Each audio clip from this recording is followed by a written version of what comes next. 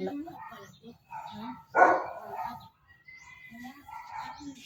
Saan yan sa ilan?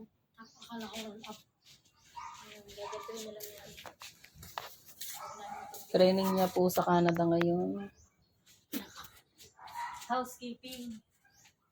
Sabihin mo housekeeping. Nagka-housekeeping. Yan po ay from Davao pa po yung kanya nagtuturo sa kanya. Taga Davao po yan.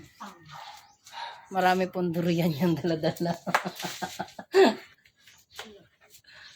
Yan po. Oh. Kita niya naman kung gaano kagaling ang magtuturo. Hanggang ulit. Ganun. Nagtatagalog pala yung taga Davao. Tama, ano tayo nagtatagalog? Ibang salita.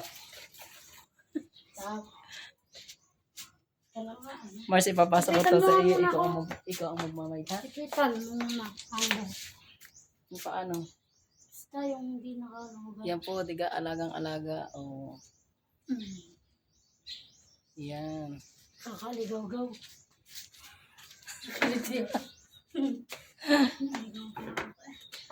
Ano kami?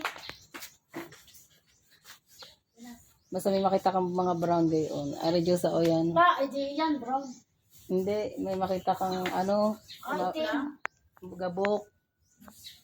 Baka mamaya may makita yung brown na malaki. Good ko din. Mamaya, piling ko lang. Nasugka na pala. Sorry ka na. Tanong sa loob po. Yan, tinamang buhok mo Diyos.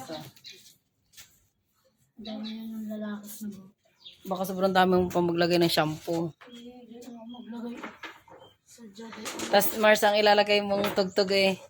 Yung sinong bayani.